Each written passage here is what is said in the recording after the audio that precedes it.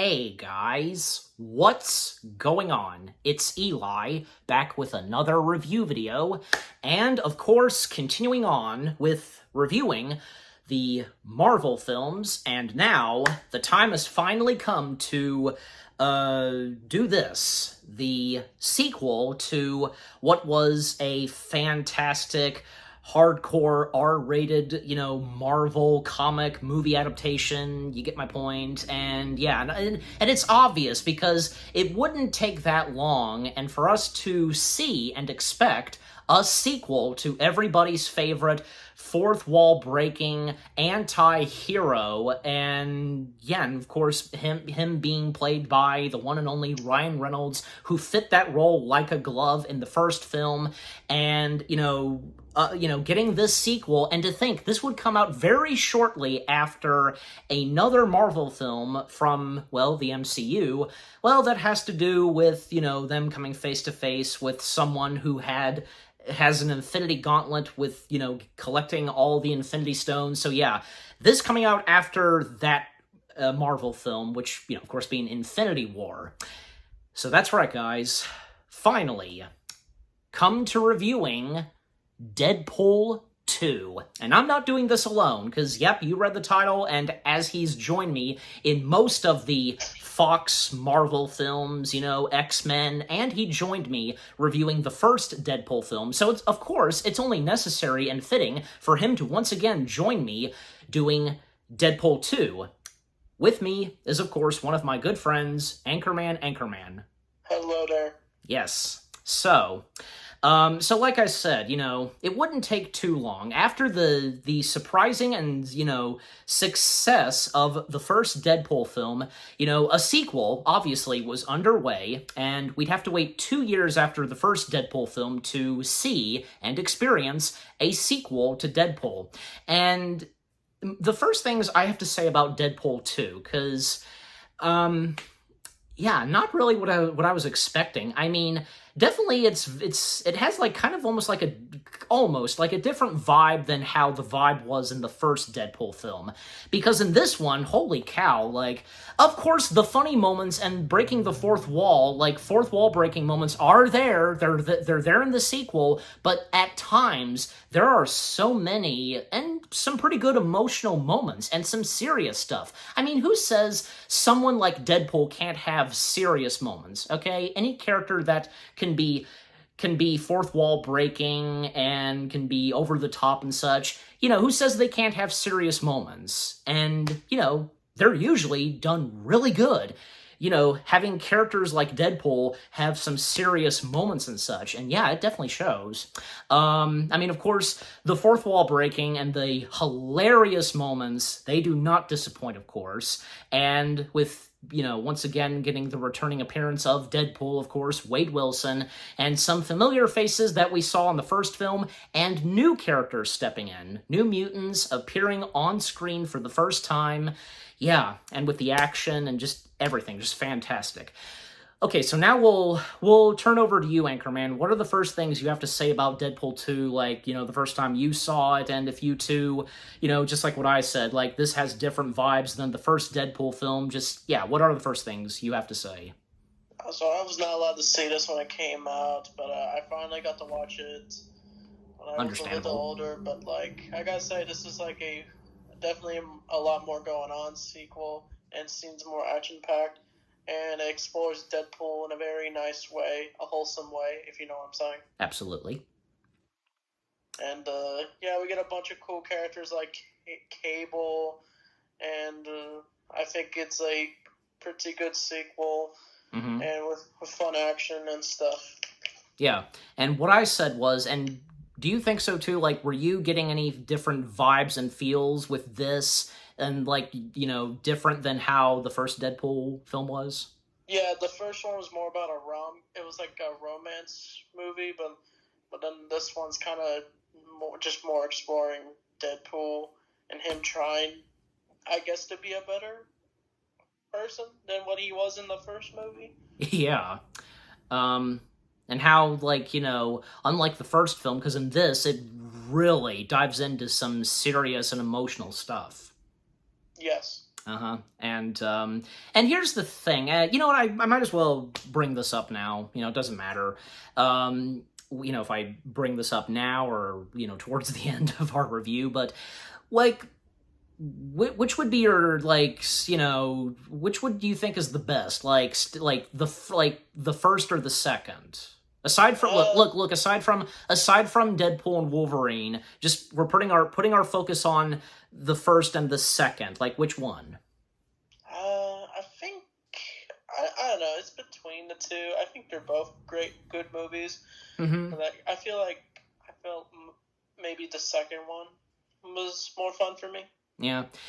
Well, for me, now that because I gave it a rewatch, and before actually that goes for both me and Anchorman, because before we're recording our review of this, we both gave it a rewatch and such, and obviously, of course you would sometimes have to do that before you do your review on it. Now that because I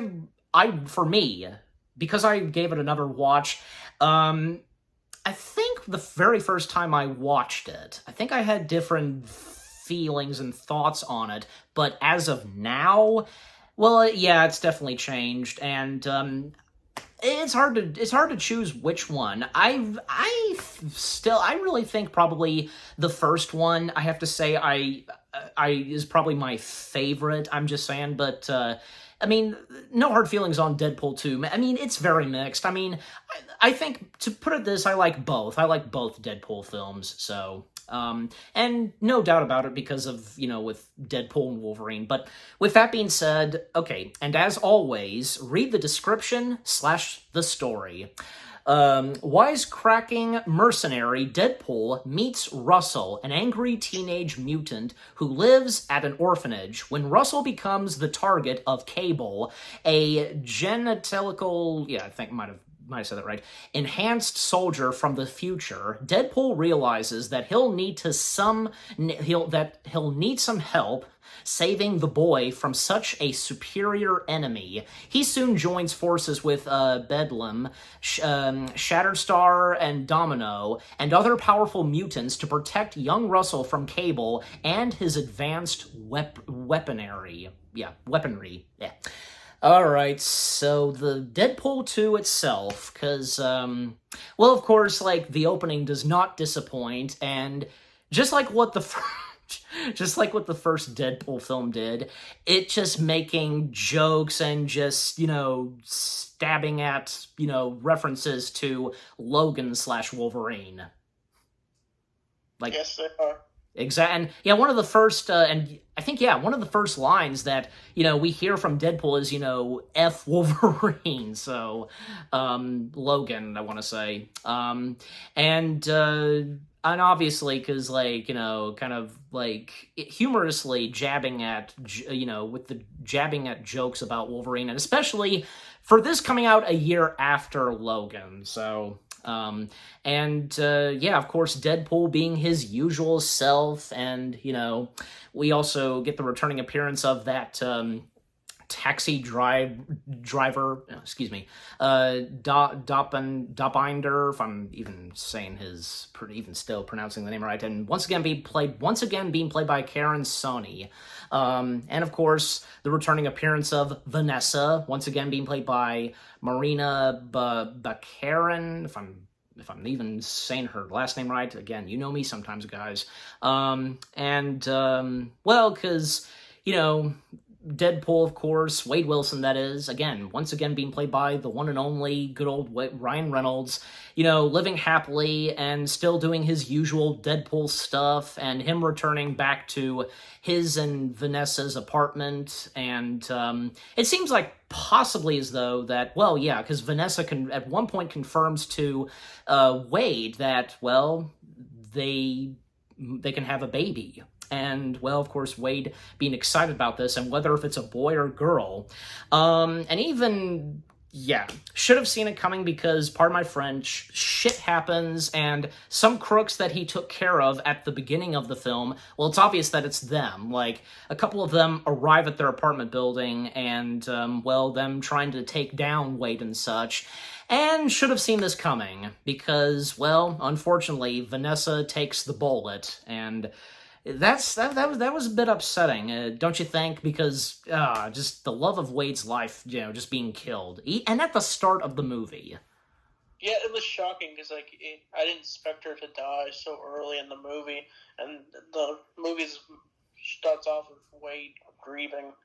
Yeah. You don't expect to see that. And, him trying to go after the guy who, shot. I mean, obviously, he wasn't aiming for, the love of his life, but aiming at Wade, but, just a misfire and such, technically. And him trying to go after the guy. And at one point, because... Well, technically, you think we're getting an opening credits, but no, it's just a bunch of, random credits, and in the style of something James Bond. Do you have anything to say on that? I love that opening. I think it's probably my favorite opening of the Marvel movies in general, because I just love this, I don't know what it is, like a CGI Deadpool, and it's just like playing that music, it's funny. Now, did you, like, I want to say, like, the first time, Anchorman, the first time you watched Deadpool 2, did you get that reference with that funny opening credits with, like a sad song playing? Like, did you get that was a James Bond reference? I got a confession. I've never seen a single James Bond movie, but, like, I could definitely see the reference. As we're doing this review, you have not. You need to, man. You need to. Probably. I'm calling you out. How dare you do not see a single James Bond movie? Not to sound rude, I'm just, in a humorous way, so. Yeah, I know what you're saying. Yeah, and just, bear with them, viewers, okay? And any of you who, like me, are James Bond fans. Anyways, so that was pretty funny. Like, could you remember any of those, like, funny credits that showed?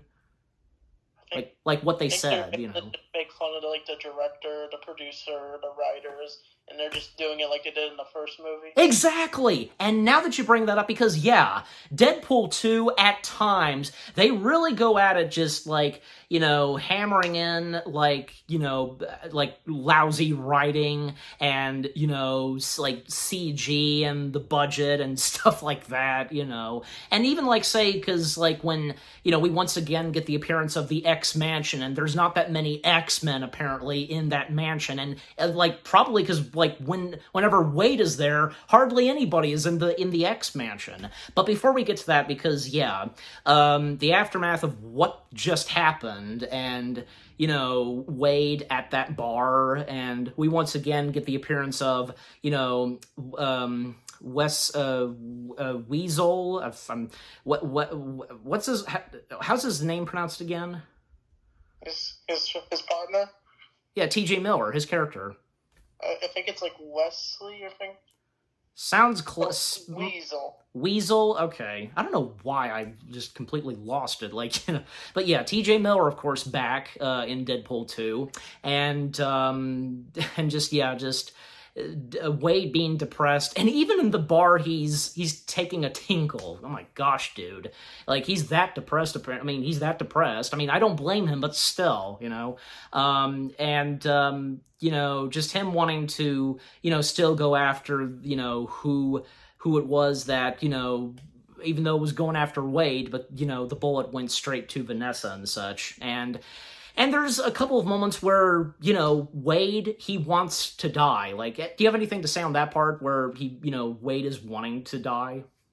It's dark, but we knew he can't die. And the way he wants to do it is just, it's over the top. Like, he grabs, like, a bunch of gasoline, and he's gonna, like, pull, like, a needle into it, causing it to explode.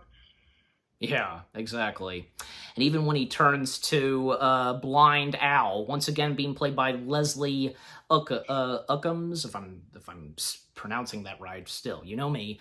From, of course we get her when he turns over to her and such. And then to speed things up, because, yeah, that's when we, get to see the X-Mansion. And, because... we once again, of course, get the appearances of Colossus, and Colossus once again being voiced by Stefan Capacis, if I'm saying his last name right, and also, Negasonic Teenage Warhead, once again being played by Brianna Hildbrand, if I got that right. And this time, we get the introduction of a new mutant who we get to see for the first time on screen, Yukio, being played by Shiloh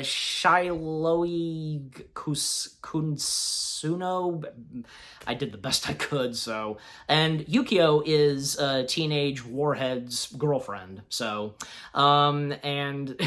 And like I mentioned earlier, because hardly any mutants / X-Men are in the X-Mansion, and, oh, this was great, because, yeah, I mean, you never know what to expect with the Deadpool films, okay? Because they could just about throw in anything, and you sometimes don't see it coming, because at one point, because, yeah, I mean, him, Wade commenting about that, and little if he had looked, like, right next to him, like, like on his, from his point of view, his right, well, he would have happened to notice that a couple of, of X-Men are there. Beast, there's Charles Xavier, there's Cyclops, I think, yeah, Quicksilver was there, and of course, it's the actors who played the younger versions of them. What do you think on that cameo?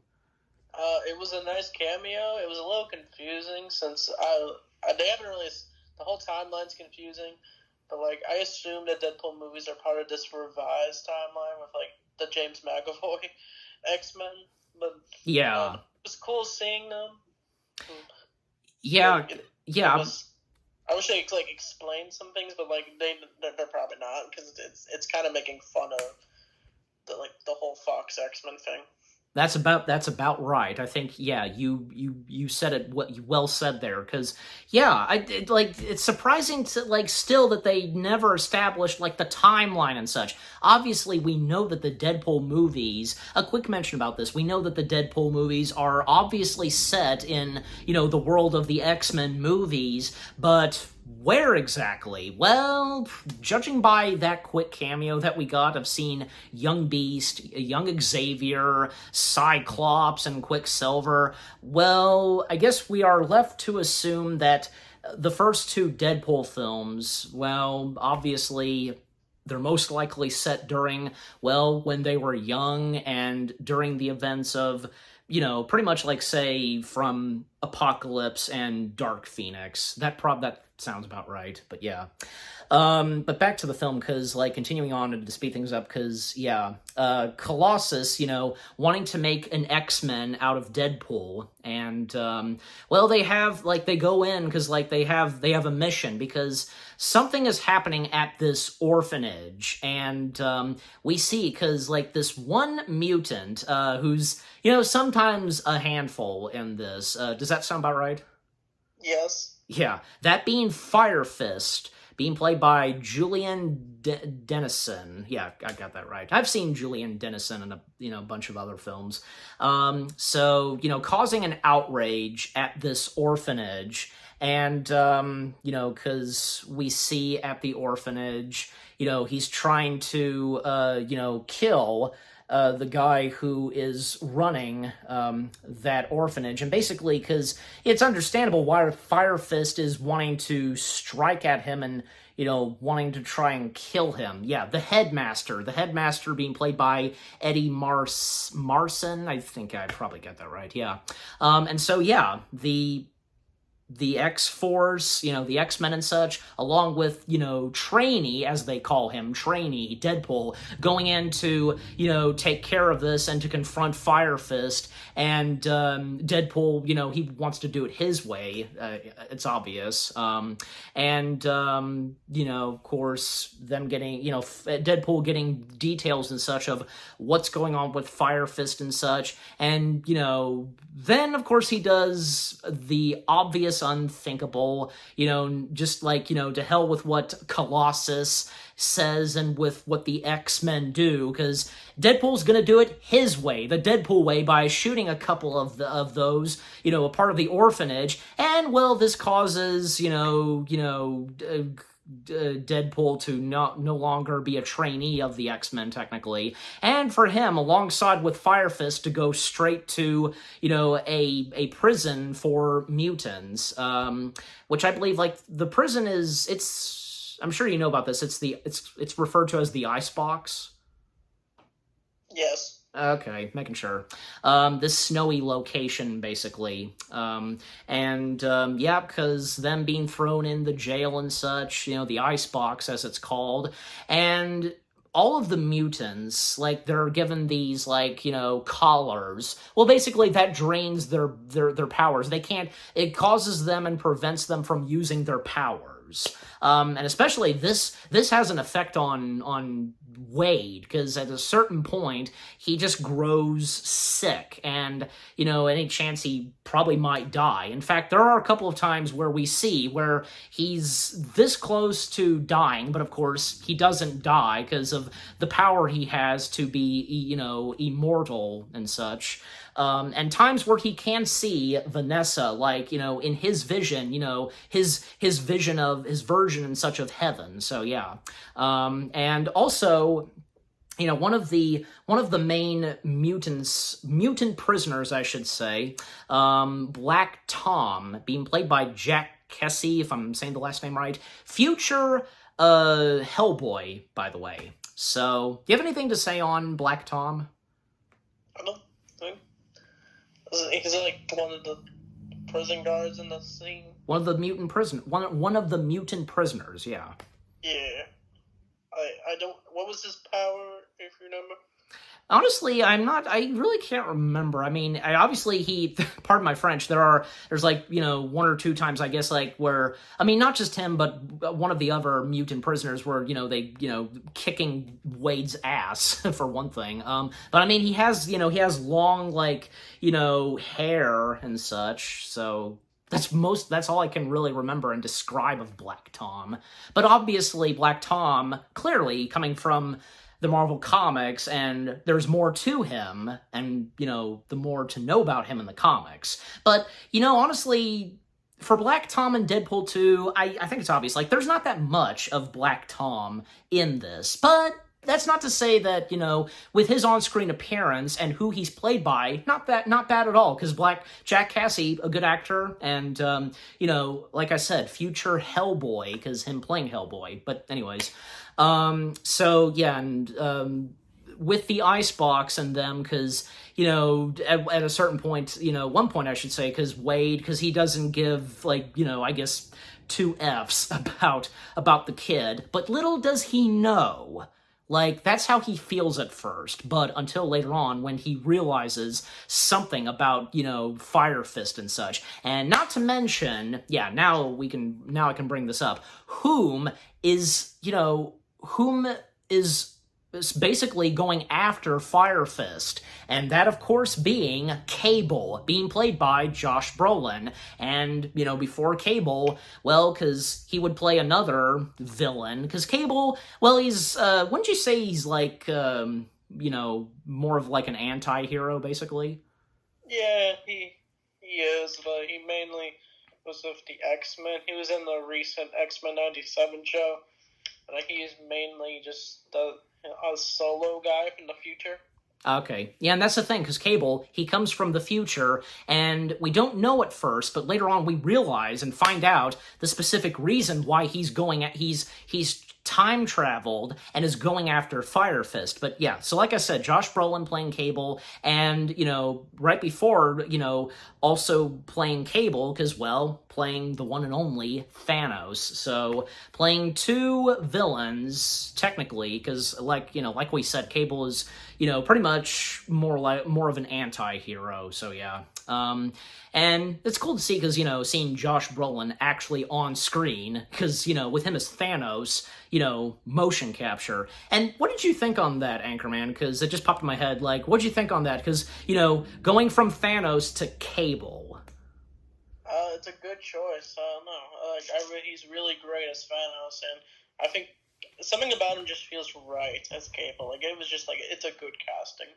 Mm-hmm. Not to mention, because they were teasing Cable for the sequel, if you remember, because in the first Deadpool film, and right before the film ended, and it did that Ferris Bueller reference, and Wade in the bathrobe just, it's over, and, mentionings and teasing about a sequel, and the mentioning of Cable, and thus, we would get Cable in the sequel, and who would play Cable, so that was great. But yeah, so Cable, again, going after Fire Fist, and up until, well, he does make his way to the icebox, and, well, hell breaks loose in the icebox. Some of the mutant prisoners, like, fighting, and tackling, the soldiers and guards at the icebox, and with, Fire Fist trying to go after, no, I'm sorry, it's the other way around. Cable trying to go after Fire Fist, and, well,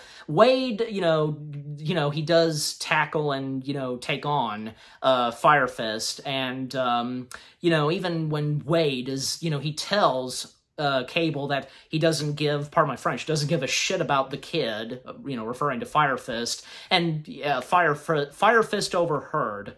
And by the way, because there's someone else in the prison, which being referred to as the icebox, that Fire Fist has been secretly talking to, and I think, this is especially after, well, Wade got out of the prison, and when he was still tackling Cable, and when they were going down that long, snowy hill, and when they both landed, and with Wade, he landed in that icy, freezing cold water, and with some music playing, and there's a couple of times in Deadpool 2 where something, dramatic, anything happening, and we hear, well, Deadpool/Wade narrating over it and such, and, pretty funny. And when he hit that freezing cold water, that's when, I think that was one of the first times where he saw his vision of heaven and seeing Vanessa, and him trying to join Vanessa, but, wasn't able to, a couple of times, up until at a certain point very later on in the movie, where it seemed like, he was about to finally join her and for them to be reunited. So for Fire Fist, he just remains in the icebox, but up until, well, because, Fire Fist obviously has a plan of breaking out and such, well, and actually because when later on, he and all the other mutant prisoners are to be transported, and whom it was that he was interacting with and speaking to and forming a team-up / an alliance, but not going to say who it is just yet, because, well, we haven't seen who it is yet. Okay, we'll come to you, Anchorman. Anything you have to say so far where I'm up to? I do like the scenes where Deadpool has that vision of him in heaven. I don't know, it's like interesting the way he interprets heaven. Exactly. That's another way to put at it. Yeah. Uh-huh. And, well, because after that, because Wade, he's back, back at home and such, and, reunited with Weasel and, Dopinder. Am I saying that right? Dopinder or something? You might be saying it right. I hope so, but you know who I'm talking about, don't you? I think so. The taxi driver. Oh, yeah, him, yeah. The Indian guy. I don't know how to say his name, he's the guy who helps Deadpool around. Yeah, the Indian guy, so yeah. Yeah. So, reunited with them, and then at one point, well, Wade has a plan alongside with Weasel, because, well, they start to form their own team, and Deadpool, more precisely, bringing in these other mutants, and we see these other mutants, like there's, I think, Shatterstar, being played by Louis Tan, there's, oh gosh, what, I should be, like, it's right at the tip of my tongue, Zagaitis, help me out, do you know what I'm trying to say? Gaius? It's close, but that should be so easy to say, but you know who I'm talking about, and him being played by Bill Skarsgård, who would go on, actually, this was a year before he was in Deadpool 2, he was already best known for playing Pennywise, so and of course, future Nosferatu. So there's enough. Yeah, there's that. So he plays. Yeah, he's one of those mutants. Zygitis. You know, again, it should be so easy to say. It's right at the tip of my tongue, but you know, I'm not going to dwell on that. There's also Bedlam, being played by good old Terry Crews. Like his powers, what he has, like can like I guess electrocute mines or and any like you know like lights or anything around him, and again like kind of zapping inside their heads and such.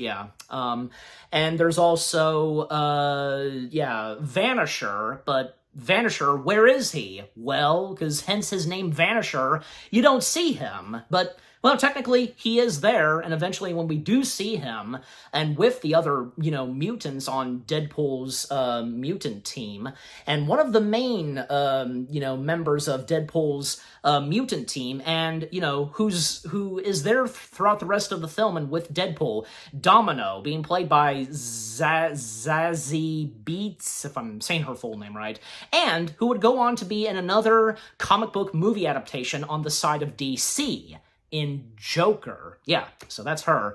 And Domino, because I think, yeah, all that she really does is, well, one thing to describe her is that she's quite a lucky gal, not getting, you know, hit or injured, I guess you could say. And she does have some really good fighting skills. Is that about it? Like, and if you recall Anchorman, like that's what she does and what she's like as a mutant. She's completely different in the comics, but in this version, it's kind of like I think they're doing like their own interpretation of her, which is cool. What is she like in the comics? I don't know much, but like she kind of looks more goth like. I don't know. That's a weird way to put it. So okay. That's. Yeah. Well, is she white or an African American? She has like white. And then, like, she has, like, black hair. Okay. Well, I mean, that's not to say that Zazie Beetz, you know, she was really good as Domino, don't you think? Yeah, she's really good. So I think it seems acceptable with how Domino was portrayed in Deadpool 2. It worked, and that's the thing. If you're gonna, like, make a change to a comic book hero and such, do it the right way. Don't mess it up. So there's that. And also, one other member, like, you know, who joins Deadpool's team is not... it's not a mutant at all. He's just a regular human being. Peter, being played by Rob Delaney. Anything to say on Peter? I love Peter W. I always love that iconic scene of him skydiving. I feel he's like the meme character of this movie. Exactly. Like the average man. Exactly. Some of the others, like other characters and actors I want to mention, like Sergei Valashnikov, if I'm even saying the full name right. I think he's another one of the members of Deadpool's mutant team, and being played by Thierry Harris, if I even said the first name right. There's also head orderly Fry, being played by Nicole Witzel, you know. And there's also, I think, yeah, I recall this guy was in the bar, Buck, being played by Randall Reeder. Yeah, so, okay. And there's, okay, that's about it. So, yeah, with Deadpool, you know, finding his mutants to be a part of his own team, well, because them going after and to, you know, find and bring in, you know, Fire Fist, and, well, because we see there's a prisoner transport, you know, on a truck from the icebox to a different location, so, yeah. And, Cable also is on the truck's tail too. And so, yeah, with Deadpool and his mutant team members in a plane and they're about to parachute, well, what could possibly go wrong? After all, they're mutants. Well, and especially for Peter, because even like Deadpool encouraging Peter to, you know, be tough and such, you know, that whole thing. So what could possibly go wrong? I mean, it should be easy for them to parachute. Well, what happens next is, sadly, and out of nowhere, most of Deadpool's, you know, team members, you know, the mutants, they unexpectedly, some of them meet their demise. Anything to say on that? It's really graphic. Like, one falls into, like, a helicopter, the Invisible Man literally gets electrocuted to death, and yeah, now that you bring that up, because yeah, well, I mean, his name is Vanisher, okay? Yeah, Vanisher. And and the thing is, it's obvious they, someone has to play Vanisher, and we see him for a split second when he gets electrocuted and he's no longer invisible. Brad Pitt plays Vanisher. Oh, that was so good. And for Bedlam, I wouldn't think he died. He just got severely wounded, I want to say, because he crashed in front of a bus. Yeah, because Bedlam, he crashed into a bus. Wouldn't you think that he'd probably be okay afterwards? Probably not, since all the members died, but if he survived, that'd be a miracle. Well, I mean, the other mutants, like, some of them got shredded, and Vanisher getting electrocuted, one, aiming at a helicopter. Yeah, they met their demise, except for, it seemed, and even seemed like Peter would have survived, but no, not really, poor Peter. But only one of them, out of all of them, only one survived, and that being, Domino, yeah, because she's all right, and well, because she's a lucky mutant, and her catching up to the bus, and well, of course, Deadpool making his way there. He even stole like a motor scooter, best way to put it, and well, even Cable, making his way and on the bus's tail, and yeah, that whole sequence where there's fighting going on in the bus and such, and Domino taking the wheel, and Deadpool stopping Cable, and most of the mutant prisoners on the bus, they are let loose, like in their bus, like in the boxes that they're in the bus, because some of them are dropped out and such. Like, anything to say on the bus sequence? That's cool. It's like it's like entertaining or something. What's that now? Sorry, can you repeat that? I'm sorry. I'm so sorry. And I think I'm mistaken. It's not a bus, it's a truck. What was I thinking calling it? Yeah, it's like a truck. Yeah, what was I thinking? I lost what you were saying. Yeah, what was I thinking calling it a bus? It's a freaking truck. Duh. Yeah, it's like the rest of it is like... My bad. Like trying to chase this truck that has Fire Fist, and it kind of reminds me of like, I don't know why, but it reminds me of like the truck chases we see in like Indiana Jones. That's what the vibe I got from it. Yeah, but I mean, yeah, because like anything else to say on that truck sequence with so much fighting going on, and it's really good. It's like I felt it was super entertaining. I like how they're like jumping on the train, or like on their motorcycles, jumping and then like shooting, and then it's meant to be super over the top. And I think like the truck crashes. It was so good. Exactly, yeah. And up until we finally see who it is that, Fire Fist was speaking to and formed a team-up / an alliance with, and, and sure enough, and Deadpool is surprised to see who it is, because basically, and according to Deadpool, this one mutant is one of his favorites, and, reading him in the comics. Freaking Juggernaut. We get Juggernaut in Deadpool 2, and I kind of at times forgot about this.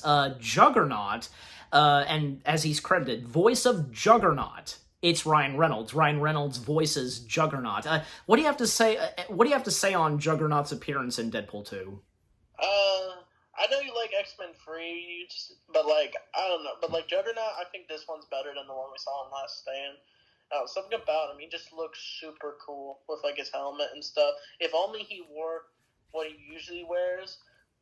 But yeah, I like the scene where he rips Deadpool in half. Like, that was so gruesome. Yeah. Oh, and it is, I mean, even with him ripping Deadpool apart, Deadpool 2 does not disappoint with making that, like, gruesome. Yeah. And I mean, and no hurt, and look, I get your point, I understand, and with, on how some people would feel on Juggernaut in X-Men The Last Stand, but I mean, it's not to say that What's-Him-Face, who played Juggernaut, he wasn't really a bad Juggernaut, don't you think? I don't think it was bad, it's just like, I don't know. I think I just prefer the Deadpool one. Yeah. I mean, he got a couple of pretty good lines, most notably, and pardon my French, and you know what, it's a shame that, and if they wanted to incorporate this, and for them to have Juggernaut say it in Deadpool 2, you know, I'm the Juggernaut, bitch! Like, that's a pretty good line, and from what I heard, when Juggernaut said that line, the audience roared with applause. So, oh, they did. That's very nice. That's from what from what I heard. So from a couple, like one or two YouTubers. So, and when it came to, you know, X-Men: The Last Stand, long story. So, but yeah, and what do you think? And did you even realize at first? And if not, and when you realized later on that Ryan Reynolds was the voice of Juggernaut. I didn't even think it was him. Like, it did not sound like Ryan Reynolds, but I guess he did a spot-on job to be the Juggernaut's voice. Yeah, it's obvious. He gave Juggernaut a voice. Mm-hmm. Yeah. So, and here's another thing. Like, yeah, because I think like with Juggernaut's appearance in this, they got it right because yeah, the helmet that he wears, it pretty much covers his entire face except for his eyes and mouth. Mm-hmm. Yeah. And how Juggernaut looked and with the gear and getup he had in The Last Stand, I think that was acceptable and it worked. Like I said, if you're gonna make changes and like touching up and change a little bit of like a villain or hero from the Marvel comics, you know, make a little change and tweak to their look and such and with what they wear. Okay, but again, just get it right. Just do it. Just make the change like it has to make sense. These like tweaks and changes have to make sense and done in the right way. That's what's important. But with Juggernaut and Deadpool 2, they just about got him right. So, I mean, yeah, I mean, technically, he is supposed to be that big. So, you know, and also, like, just like, say, how Colossus is supposed to be big, too. So, yeah. So, yeah. Continuing on, because, yeah, again, like you said, because Juggernaut ripping apart Deadpool, you know, basically, yeah, in half and with his legs and such. That was funny and gruesome. And Deadpool just trying to, you know, reason with Fire Fist, and, you know, he regrets how he treated Fire Fist and not caring about him at first until now. Even when he was, like, you know, having visions and, you know, seeing, you know, his vision of heaven and Vanessa and mentioning about, you know, about kids and such. Do you know what I'm talking about and what that's about? Like where Deadpool has another vision where he's going in heaven. I mean, yeah, and when, like, you know, realizing that, you know, a kid can be important and such, you know. The advice that Vanessa gives him. I think it's so he could maybe put his heart out for Fire Fist or something. Yeah, that sounds about right. That sounds about right. Yeah. Yeah. That sounds about right. Yeah. So that's basically what that's about. And well, Domino, because again, you know, her surviving what just happened with, you know, the whole, you know, truck chase, and well, you know, her helping out Deadpool, like carrying him almost like, say, like he's a backpack, and Wade turning up at Blind Al's place, and oh my gosh, that whole sequence at Blind Al's flat, and seeing Wade, like, we don't see it at first, but just, you know, minutes later we do see, because how we see that because, you know, he can heal, and because he was cut in half, you know, and his legs and feet growing back, they're tiny. It's like, you know, he has tiny baby legs and feet. Anything on that? It looked weird. It's like weird. Like, I couldn't.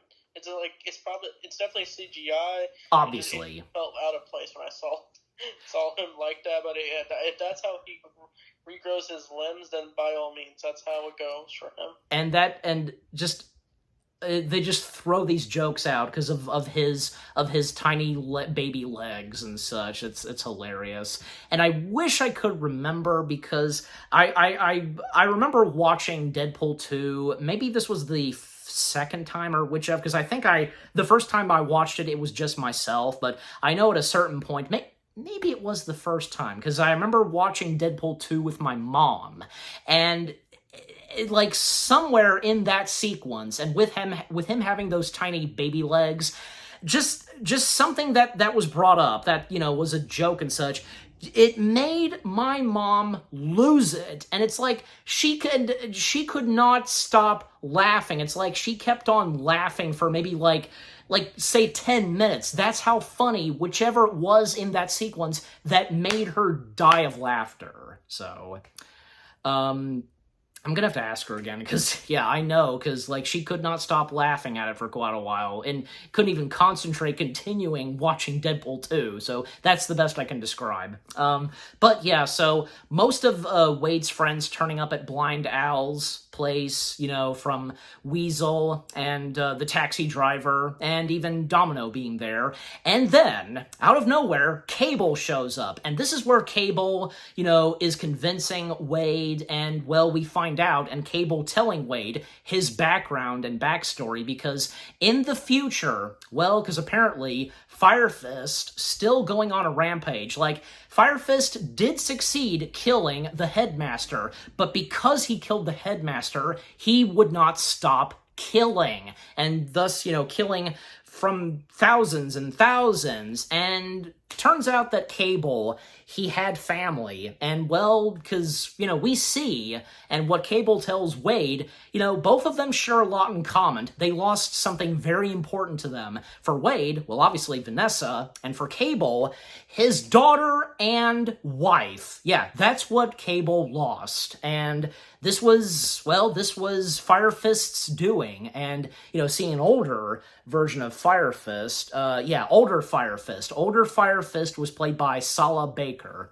and they're also credited too. Cable's wife and daughter, his wife being played by Haley Sales, and his daughter being played by Isel Hervonen, if I'm saying the last name right, but anyways. So, yeah, so basically they got burned to a crisp. Jeez. And all that survived, and what Cable retrieved from his wife and daughter, well, specifically his daughter, her little teddy bear, and because it was dirty and such because of the fire. Yeah, but anything you have to say on that, on what I've come up to so far, Anchorman?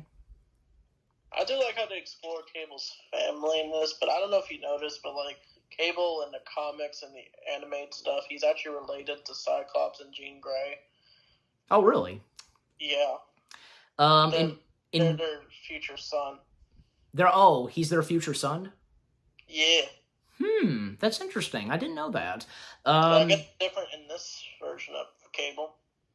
Yeah, different. Yeah, different. And you know what? I think, because that Deadpool 2 does not establish that.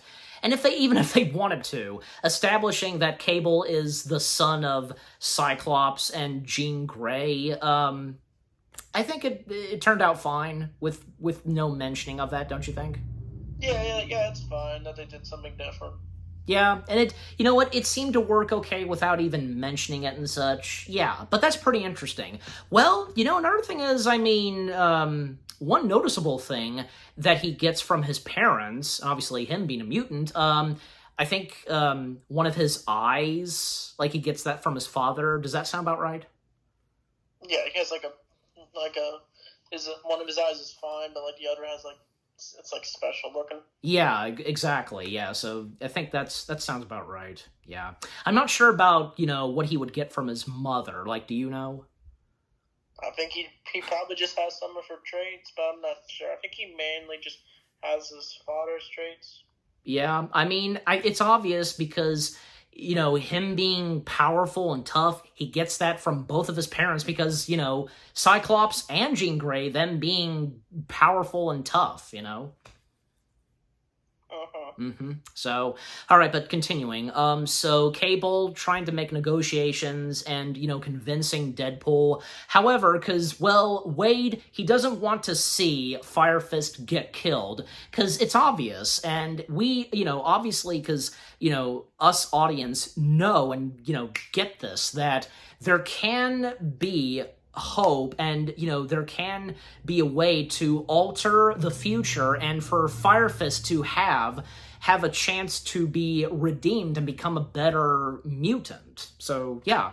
But for Cable, because, well, he's still, you know, him wanting to try to take down Fire Fist, and even telling Wade that he'll have 30 seconds to try to, you know, get Fire Fist to be redeemed and so on. So, thus, you know, Cable and Deadpool form an alliance, and, you know, they team up, and with Domino, you know, tagging along with them, and even the taxi driver tagging along with them, and obviously he's their transport. But at one point, Wade, because it's like they're taking this long drive, and you just wonder, like, you know, where are they going? But we see, because and where Wade tells him to stop, well, they stop by at the X Mansion, and he's playing, like, on a tiny little, like, music box, like, you know, to get Colossus's attention, and, you know, trying to make things up with Colossus, and, you know, he's made some dumb decisions and such in the past, and, you know, and it seems like, well, Colossus might not join him. Even when, like, Deadpool is mentioned to Colossus that, well, Juggernaut is joining Fire Fist, and even, you know, we of course get an appearance outside of one of the balconies of the X Mansion, Warhead and Yukio. But he's turning his attention and, you know, convincing Colossus, really, because, like, well, and probably Wade would probably know, because, you know, knowing Warhead and such, and how those moments where, you know, the bickering and such, humorously, between Warhead and Deadpool, pretty funny. So yeah, he's putting his focus on Colossus. But, you know, they proceed on without Colossus, and thus them arriving at the orphanage, and, well, because, you know, Fire Fist and Juggernaut, they've already arrived there, and, well, because Deadpool, Cable, and Domino, they arrive, and even when, you know, the taxi driver, you know, Dopbinder, you know, he wanted to join in, and, of course, you know, wouldn't last long for him joining, even when Juggernaut made a threat, you know, by shoving him up, like, you know, Deadpool's butt and such. That was funny, and, of course, yeah, that caused him to run back to the taxi. But okay, we'll come to you, Anchorman. Like, anything else you gotta say where I'm up to now? I do like the scene where Deadpool sinks the Colossus or something. It was entertaining. Yep. And anything on, you know, the taxi driver thinking he can do this and trying to join them, but of course that doesn't last long. It doesn't, because, I don't know, he probably can't do much, since all he does is taxi drive Deadpool. Yeah, we think that at first, and so do they, but what he does next, yeah. He technically does that for them, most notably Fire Fist, but until we get to that. So, of course, the battle happens at the orphanage, and, you know, them trying to take on Juggernaut. They do succeed at one point, even with that powerful, like, gun that Cable has. And, you know, then, of course, at a certain point, they're not succeeding at taking on Juggernaut, even because at one point, Juggernaut threw Deadpool at a, you know, fence or something like that, you know, then, out of nowhere, and what Deadpool is seeing, because, you know, he sees Colossus, and just, like, this happy, I guess, romantic music, and Deadpool just, like, you know, God, Deadpool. And I think also, because with how he was acting, because this pole, like, through his head, and Colossus taking it out of him, so he's better. And thus, yeah, Colossus helping out Deadpool, and this is where we do see Colossus fighting against Juggernaut. And it was funny, Deadpool saying, you know, yeah, we're seeing a, you know, this is where we're about to see a, you know, a CG fight, however he said it, because, you know, CG fighting and so on. Because, yeah, both Colossus and Juggernaut, both being completely computer animated, I should say. And thus, you know, Deadpool and Cable at one point, like these security guards, in the orphanage, they come out, and thus Deadpool and Cable taking on them, while Domino, she proceeds in, to rescue and retrieve the other orphans that are trapped there. And while Fire Fist, him trying to, go after and, attempting to kill the headmaster, even, telling the headmaster to say what he said to him, those awful things. And, well, this will cause Fire Fist to grow in more rage and anger and such, and how much he wants to kill the headmaster. Okay, now we'll come back to you, Anchorman. Like, anything to say on that fighting sequence at the orphanage and what I've come up to so far? I do like Colossus versus Juggernaut. It's like, I've seen them fight in like the Lego Marvel superhero game where they have Colossus fight Juggernaut. Yeah. That's what it randomly reminds me of when I see that scene. Yeah, exactly. And yeah, more on the fighting sequence, because yeah, just obviously, gruesome, shots happening, and how those security guards, those, a part of the orphanage, how they're killed, like some of them getting decapitated or something, landing straight on their head and all that, like whether if it's Domino or if it's Cable and Deadpool, like anything on that as well, with what you have to say, Anchorman. I love it when the three of them are fighting, because like they can just go all nuts with their fighting, and they can just kill anyone, and then it could just be as gruesome as possible for them. Yeah, absolutely. Okay, so, and to speed things up, because, Colossus taking on Juggernaut, and sure enough, Colossus was the only one of the X-Men and at the X-Mansion that showed up.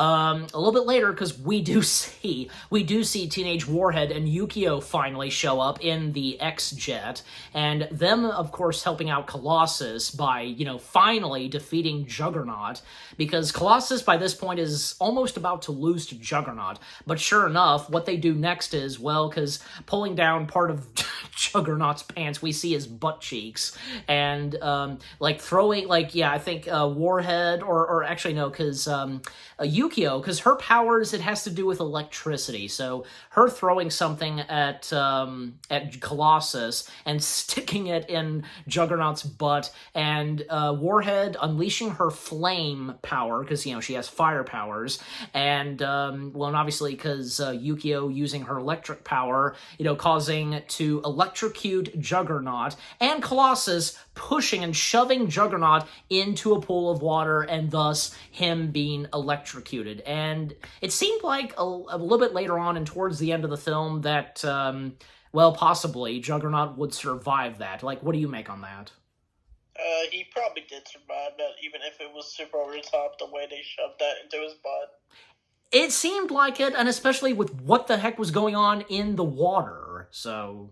But I guess somehow Juggernaut did survive, and thus they had to get out of there before he would wake up after that, so... But anyway, so that's it for Juggernaut for now, his defeat in that situation. So, Deadpool, and Cable, they reach to Fire Fist, and Deadpool doing whatever it takes to convince and for, Fire Fist to possibly be redeemed. But it's really not working, and Fire Fist, he doesn't want to listen to anybody, and him still trying to get to the headmaster and to kill him. And Deadpool, even though, because he does agree with Fire Fist that he should deserve to die, and how he was treating not just Fire Fist, but all the other orphaned, sad orphaned mutants in that orphanage. Yeah, he deserves to be killed. But Fire Fist should not be the one to kill him. And with Deadpool doing whatever it takes, but Fire Fist, he won't listen. And even when Cable, because, Cable telling Deadpool that he only had 30 seconds to do so, which did not turn out to work, and thus Cable, he was about to, fire a bullet at Fire Fist, but Deadpool, he still didn't want Cable to kill Fire Fist, did not want the kid to be killed at all. So he took that bullet shot, even when he put on that collar, which would drain out his powers. And we even see, because, even with, the fire and explosion, it even, caused part of Deadpool's suit to, be gray and such, and so slowly but surely, and definitely it takes probably, I don't know, 2 or 3 or 4 minutes for him to die, because, he's slowly dying. And by this point, Fire Fist has been completely redeemed, and especially because, Deadpool, took the bullet. He saved Fire Fist's life, and that's what led to Fire Fist becoming, be redeemed and so on. And just for about again, most likely it took 3 or 4 minutes, as I said, for Wade to slowly die. And when it seemed like he did die, but no, because, and even 1 or 2 times in Deadpool 2 where he would, mention and do references to Frozen. And right before he did die, mentioning and saying, about, do you want to build a snowman? And even also singing something about Papa, can you hear me? I should know what that's from, but I can't remember as of right now. Okay, but we'll now turn back to you, Anchorman. Anything to say on that? And with, Deadpool saving Fire Fist and how he slowly, very slowly but surely is dying. It's I think it shows that Deadpool has a heart. He's not just all a potty mouth who kills people, assassin thing, but yeah, shows that he has a human side. Exactly. And the way he dies, it's like Logan. It's Deadpool's moment where he dies. Absolutely, I couldn't agree more. And just as I said early on in this review, because how in Deadpool 2 there's more to it, more very serious, emotional, and powerful moments, and especially when it comes to Wade Wilson / Deadpool, because I said, Deadpool, yeah, he's basically one of the biggest fourth wall breaking characters, and with a potty mouth and being so over the top and hilarious and such, and with him being an anti-hero. But aside from all that, it shows, Deadpool 2 shows that he has heart, and with what you said, Anchorman, a human and so on. Mm-hmm. Yeah. Okay, and so to speed things up, yeah, because with Deadpool eventually dying, and and that's when, Wade, he once again returns to his vision of heaven, and finally reuniting with Vanessa. Now, technically, his time has come, and to be reunited with her for eternity. And then, sure enough, because Cable, he does the right thing, because he travels back in time to rescue and to prevent Wade being killed. And because at one point, and at the icebox, because Cable stole something from Wade to so he can remember Wade. It was a coin or something, and it had to do with Vanessa. Do you know what I'm talking about? I think so. Doesn't he use it to time travel to change things? He does, because when he does so, because going back in time right before the battle took place at the orphanage, and basically he was putting he was doing something tapping on his shoulder, whatever, on Deadpool, and he's just puzzled what he's doing. Well, because it's obvious that he's doing something, and when it came, because there's a bit of a fast forward, and when we come up to where, because Deadpool took the bullet, because something prevented Deadpool from getting killed, and that being that coin, or whatever it was, which took the bullet. So Deadpool, he's all right. And then, because there was this contraption or something, this object that Fire Fist kept, for something, and now using it to basically unlock that collar that Wade had, and trying to figure out what number to to use to unlock it. I think, yeah, and even Domino, she recommended and suggested like number 7 or something. And yeah, so now Deadpool is all right. And well, because with that, Wade had to once again, for now, say goodbye to Vanessa. And even, well, because, of course this had to happen because Vanessa and Wade, of course, going for a kiss and, kiss me like you miss me, you mean it, and so on. And yeah. And so, yeah, they for now say goodbye. And, Vanessa telling Wade that, well, he has to be with them, F word, how, what she says. And so, yeah, so everything is all right now, but, of course, the headmaster is still alive, and, in, like, saying to Deadpool and the other mutants that, they'll be in danger over Fire Fist and such, however he says it, and, well, neither one of them is gonna kill him, but, it was obvious that he was gonna get killed, but how? And we see the taxi driver just, pops out, in the taxi car that he's in and runs over and kills the headmaster. Like, what do you have to say on that, Anchorman? It was crazy. At least he got his moment, don't you think? Yes, he did. He got to finally do something. He became a hero right there, taking on, defeating and killing this evil guy who tortured those orphaned mutants. Yeah. Rightfully so, yeah. So it was good to see that he got his moment. He did wound up killing one of the main bad guys. I mean, I think, yeah, really, because aside from Fire Fist and Cable, because they both were redeemed, the Headmaster was really the only one that was, the bad guy, and, who else would kill him but, the taxi driver? So, yeah. So, again, nice to see that, he got his moment, his heroic moment, I should say. And thus, Warhead and Yukio, them bringing the orphan mutants back to the X-Mansion. And Colossus, he just walks along with, Cable, Deadpool, Fire Fist, and Domino. Okay, I mean, obviously he'll head back to the X-Mansion later on.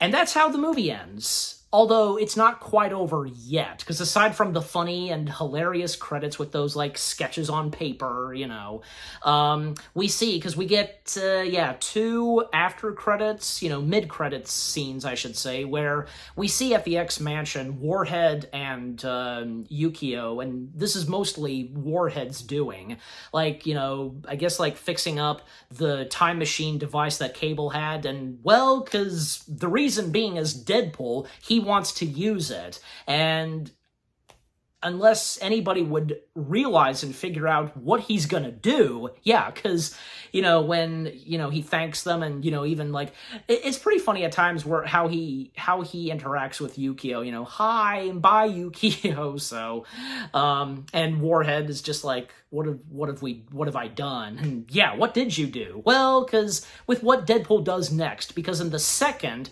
mid-credit scene, we see where Deadpool basically, like, restores and changes some things that happened in the past, restoring some parts where he did save Vanessa.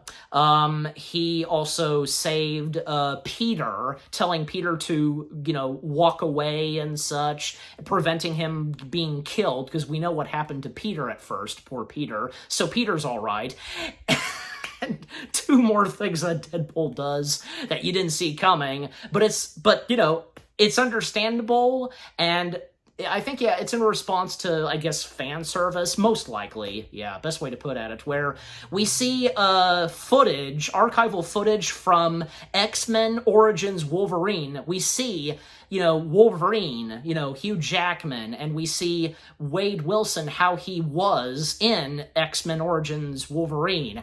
And, well, that version of Wade gets shot in the head by Deadpool, and, yeah, thank you for that, Deadpool, because, just what happened with Wade Wilson, how he was first betrayed in that, it's understandable, and with what Deadpool 2 does.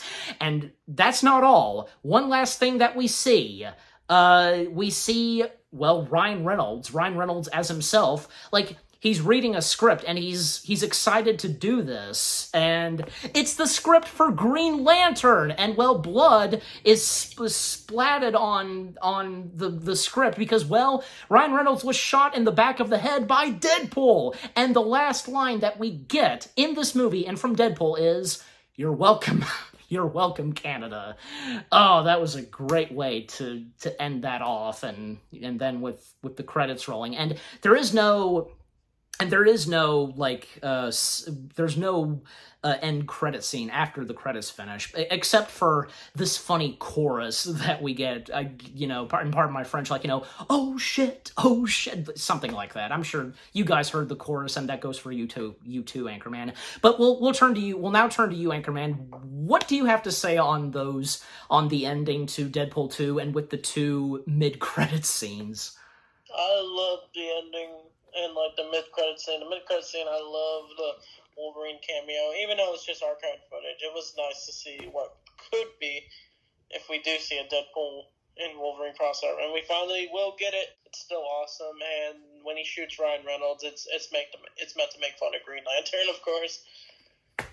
Yeah, I mean, even the first Deadpool movie, they for sure made fun, rightfully so, made fun of, the Green Lantern movie. So, most notably, what Wade Wilson said, and it was in one of the first trailers of the first Deadpool film, don't make the super suit green or animated. So there you go. Yeah, and that's the thing. Yeah, I think now it did finally occur to me and realize that when he said animated, the Green Lantern suit in the Green Lantern movie was animated. He was wearing a motion capture suit. Really? Because I don't want to sound too harsh, but they didn't bother, and with the technology that they have and how far practical, superhero suits have come, they didn't think and bother to, give Ryan Reynolds a really cool practical Green Lantern suit. Don't you think? Yeah, Green Lantern was a pretty meh movie. I can respect that they tried to do one, but they could have done a lot of things better. Yeah, because, Green Lantern, that's another story, but, because Green Lantern being a movie was of course a good idea and would have looked fantastic. It kind of did, but at the same time, just bad luck. And how, fast forward, when Ryan Reynolds would find himself in another comic book movie adaptation, this time on the side of Marvel, and how he would rightfully so, work, playing and portraying Deadpool. Yeah, and how the Deadpool films rightfully so, making fun of Green Lantern. So, but like I said, not to sound too harsh on Green Lantern, just sadly, the Green Lantern movie, it just had really bad luck. Yeah, I reviewed it on my channel. I've already given my thoughts on the Green Lantern movie. Well, if you want to go check out Anchorman's review, go ahead. So yeah, go check out. Old, but it's a fun review. I have no doubt about it. And any other reviewers on YouTube who have reviewed Green Lantern, oh, no doubt about it, because what they've had to say on Green Lantern. But anyway, so anything else to say? Because on at the end of Deadpool 2. I don't know if you remember this, but there's a scene. I don't know. I don't think it's in this version, but it's in another version where Deadpool kills baby Hitler. Oh, okay. Oh, yeah! And I just remember, because now that you bring that up, you just reminded me, because even Deadpool mentioned something to Cable about, why don't you go way back in time and kill little Hitler, or however he said it. Yeah, because, well, and I think it's obvious, because now that I'm thinking of it some more, probably so, because maybe Ryan Reynolds, or obviously Marvel themselves, knowing about this, and how it in a way they reference that, because like you said, Anchorman, in the Deadpool comics somewhere, or was it Cable or Deadpool? Who was it that you said that went back in time and killed baby Hitler? It was Deadpool, but I think at the later scene they show him holding the baby and saying I got a friend named Cable who loves killing kids. Okay, so there you go. So clearly, I think that's probably that's Deadpool 2's way of referencing that, because, you know, of, like, little baby Hitler, so, yeah. But, yeah, what a great way to end Deadpool 2 right there with those two mid-credit scenes. Yeah, just Deadpool 2, it, of course, did not disappoint, and, you know, again, now that I've seen it again, and, you know, before me and Anchorman doing our review, each of us, for me specifically, because, yeah, my thoughts have changed on it, and I think, yeah, because I also enjoyed Deadpool 2 alongside with the first one. You know, Deadpool 2, again, did not disappoint. It was a good sequel. The storytelling was good. You know, the story to Deadpool 2 with, you know, the returning characters from Deadpool, Colossus, Vanessa, Blind Owl, and, you know, with new faces stepping in, new mutants, you know, whom we get to see for the first time on the big screen, a new version of Juggernaut, the action, the fourth wall breaking, the hilarious moments, and, you know, the serious and emotional moments, and, well, the music and score, just, yeah, everything about Deadpool 2 was really good. And what are the last things you have to say on Deadpool 2, your final results and such? I think Deadpool 2 is the great sequel to the first Deadpool movie. Mm-hmm. With, like, the great action and the great cast and the chemistry, and Ryan Reynolds is still awesome as Deadpool. I really couldn't see anyone else playing him. Absolutely. Absolutely. And yeah, and this would technically be the last time we would see Deadpool for just quite a while. Even, like, just a quick mention, because Ryan Reynolds was considering, and it was technically announced that, you know, he was wanting to do, like, a Deadpool Christmas special or whatever, and possibly there would be, like, an X-Force movie. I mean, not just centering on Deadpool, but others as well, this X-Force. But those proposed projects that had to do with Deadpool and such didn't come to be, because this was especially around the time when, well, because, you know, and after Deadpool 2 came out, Fox was starting and slowly but surely, you know, becoming a part of the Disney family, and thus, well, changes were about to happen, and, you know, that also caused some, you know, planned and proposed projects, you know, most notably on X-Men to be scrapped and such, yeah. But good thing, because, you know, we'll, you know, getting more Deadpool and such, but yeah. Okay, so, yeah, how we rate Deadpool 2. We'll start with you, Anchorman. Like, how many stars would you give Deadpool 2? Maybe a 10? Okay, yeah, 10 or 8? Yeah, I think 8's fair. Yeah, I think for me, yeah, because I think so too, yeah. For me, I'm giving Deadpool 2, yeah, 8 out of 10 stars. That goes for both me and Anchorman. We both give Deadpool 2 8 out of 10 stars. So, yeah, what about you guys? What do you think of Deadpool 2 itself? Do you enjoy this more than the first one? Or, you know, do you enjoy it less than, you know, how much you enjoyed the first one? Or do you enjoy both Deadpool films? I mean, how can you not? You know, I mean, this is Deadpool we're talking about, but not everybody is going to enjoy both Deadpool movies. They're going to have a favorite one, I assume. So, yeah.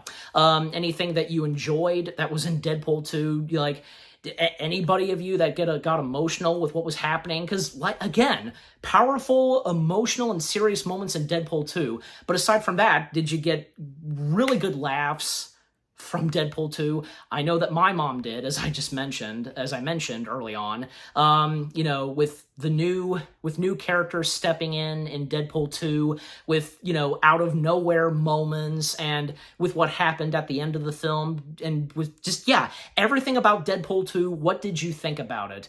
And what did you think of me and Anchorman, our review of Deadpool 2? Leave comments and give this review video a like, as always. And with that being said, thank you very much for watching. We hope you guys enjoyed our review of Deadpool 2. More review videos are on the way. They're going to be awesome. Keep looking forward, and we'll see you guys in the next video / review. And, you know, say goodbye, Anchorman? Goodbye. Yep, he says that. For me, take care, and until Deadpool and Wolverine. Peace out.